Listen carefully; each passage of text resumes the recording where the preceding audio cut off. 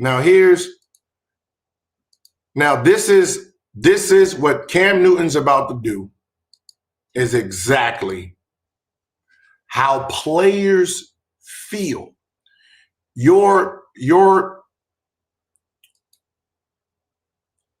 When it comes to analysts and players, right?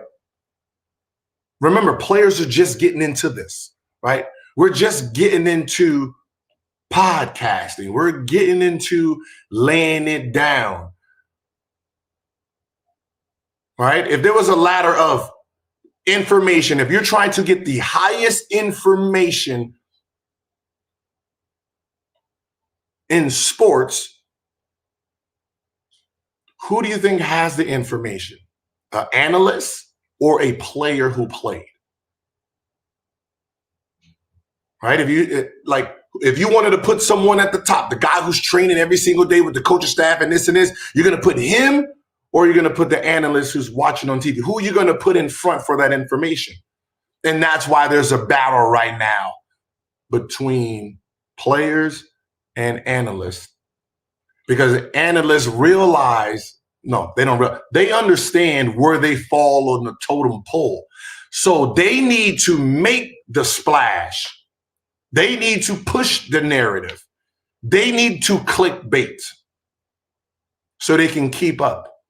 See, they'll call us clickbaiters because this is a narrative that they didn't push. And then we can go back and forth and see who's smarter.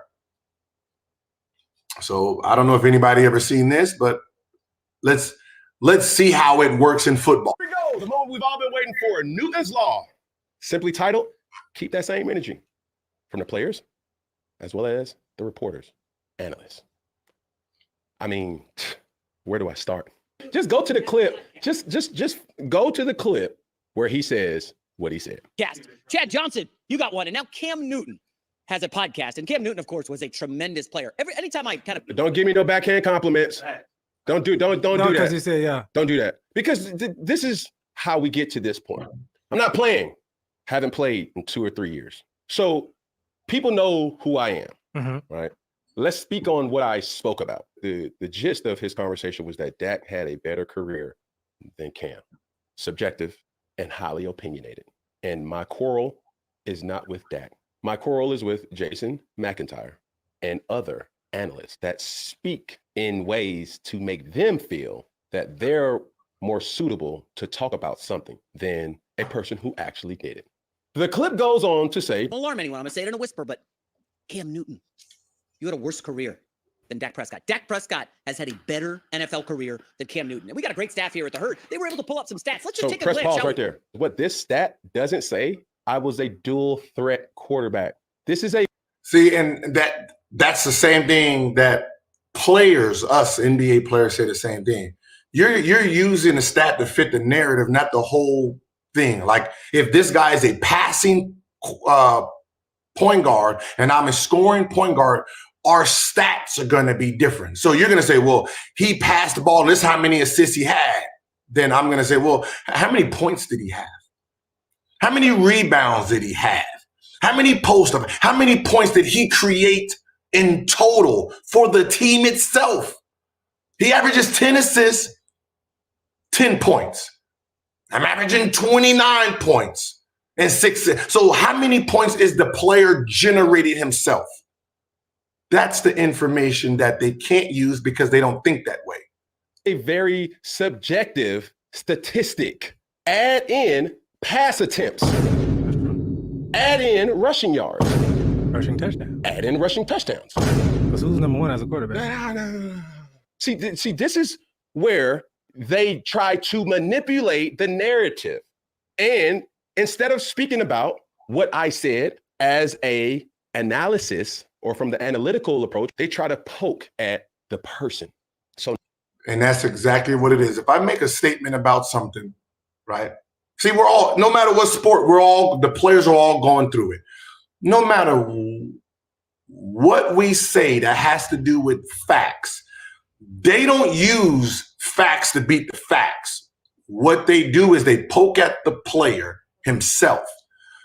Oh, you're just a guy that brought the gun to the locker room. What do you know? What you're just a guy who you wasn't that good of a player. You was only a 3-time All-Star. What do you know? Coming from the guy who's nothing. Like you don't beat my stats with stats.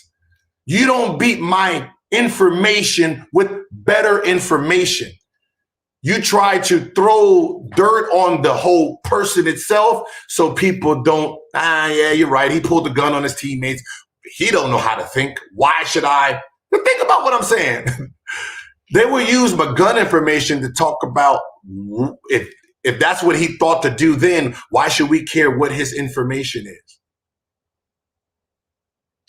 I don't know how that makes sense to you, but okay. If I say motherfuckers don't go outside, they shooting, I will hope you hear the gunshots and don't walk your goofy ass out there. Or you can be like, well, how do you know what a gunshot is? You the guy with the gun. Don't go walk your goofy ass out there and see what happens. RIP shirts is all we gonna see. So now, Jason, if I were to do my research on you personally, whether failed situations, got fired from a job, flunked out of college, never made a basketball. If I really were to do that, then I will be evil. Mm-hmm.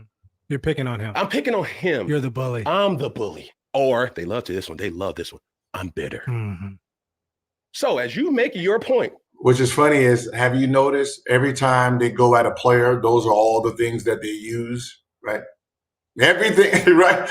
Every time you say something, when I said I would take James Harden's $300 million career over 7 rings and Robert Horry's career. Somehow he mixed that all in and I became bitter. I'm bitter because I chose $300 million. That's all they had because he can't defend what I'm saying. He can't defend it, right?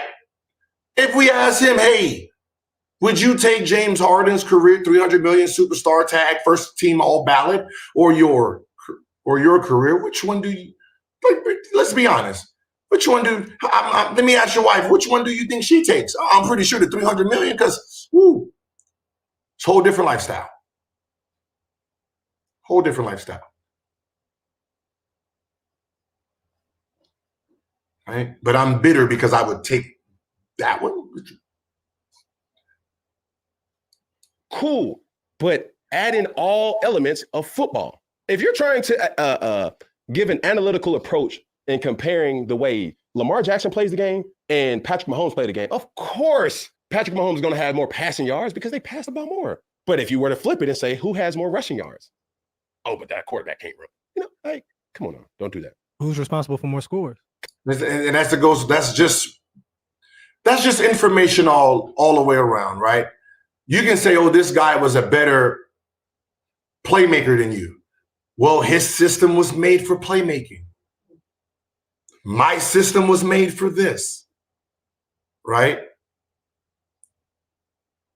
That it's all, everyone's not we're not all playing the same game. We don't all have the same playbook. If my talent is scoring, you would hope the coaches make plays that suits my skill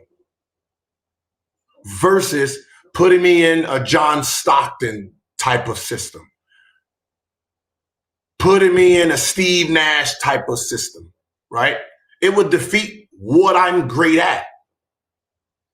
Of course, yeah. I mean, you put me in a system that makes me pass the ball 100 times a game, I'm pretty sure passing the ball 100 times a game, I can get fucking 10 assists. Jesus Christ. If you think something's wrong with it, do you know who leads the league in assists for the last few years? The guy you call a ball hog. Think about that.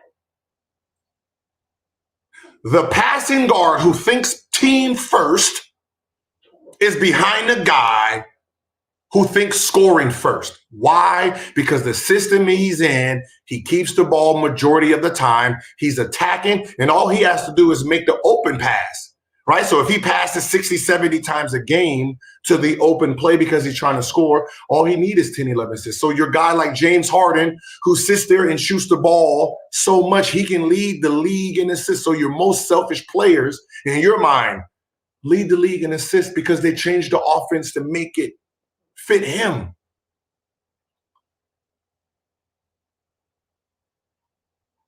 So in today's game, or just his system is more deadlier than a John Stockton who's only thinking pass. So yeah, John, you're averaging 13 assists, but I got a guy who's shooting the ball 20 times and averaged 12 assists.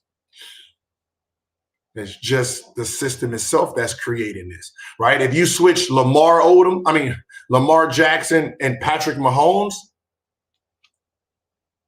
they probably both will fail. Because Patrick Mahomes' system is for his arm. So you put him in, Lamar Jackson is created the run. Now he has to be a running quarterback. That's not going to suit him. Lamar has to be more of a passing quarterback. That probably don't suit him. So both will be failing until it is adjusted to what they're great at.